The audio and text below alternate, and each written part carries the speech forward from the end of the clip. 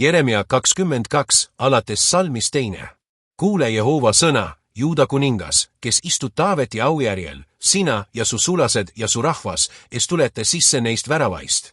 Nõnda ütleb Jehova, tehke õigust ja olge õiglased ning päästke riisutu rõhuja käest, ärge vaevake, ärge tehke liiga võõrale, vaesele lapsele ja lesknaisele ja ärge valage siin paigas süütut verd.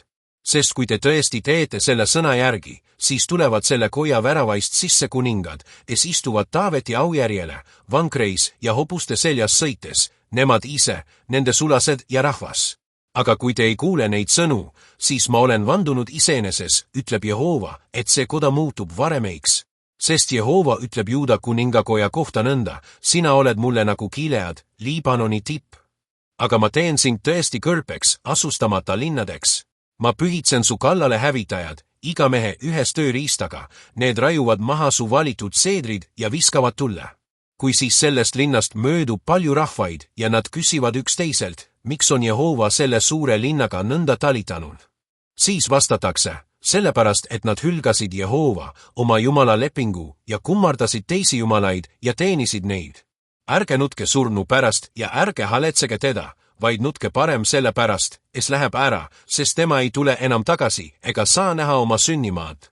Sest nõnda ütleb Jehova Juuda kuninga Sallumi, Joosia poja kohta, kes valitses oma isa Joosia asemel, kes läks ära siit paigast, tema ei tule enam siia tagasi, vaid paika, kuhu ta vangi viidi, ta sureb ja ta ei saa enam näha seda maad.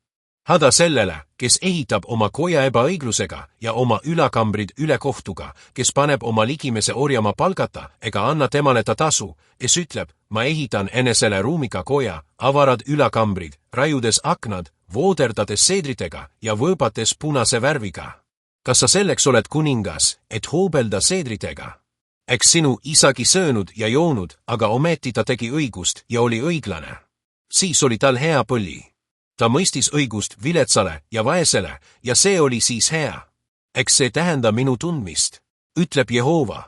Aga sinu silmad ja su süda ei näe muud kui omakasu, kuidas valada süütut verd ning teostada vägivalda ja survet. Sellepärast ütleb Jehova Juuda kuninga Jojakimi, Joosia poja kohta nõnda, tema pärast ei leinata, oh, mu vend või oh, õde. Tema pärast ei leinata, oh, isand või oh, õrgeausus. Teda maetakse nagu eeslit, lõhistatakse ja visatakse kaugele Jeruusalemma väravais.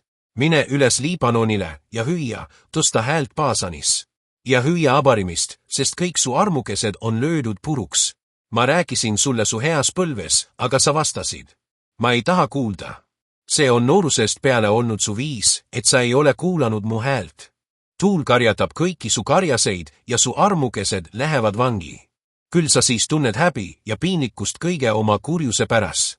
Sina, kes elad Liibanonil, pesitsed seedritel, kuidas sa küll siis oigad, kui sulle vaitused tulevad, valud otse kui sünnitajal.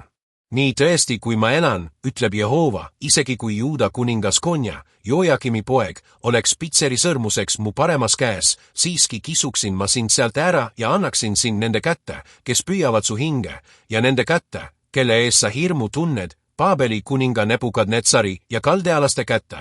Ja ma paiskan sinu ja su ema, kes sind on sünnitanud, teisele maale, kus te ei ole sündinud ja te surete seal. Aga maale, kuhu nende hing igatseb tagasi minna, sinna nad tagasi ei saa. On siis see mees, Konja, mõni tühine asi, mis purustatakse, või astja, mis ei kõlba kellelegi, mis pärast paisati minema tema ja ta sugu, ja heideti maale, mida nad ei tundnud. Kuule Jehova sõna.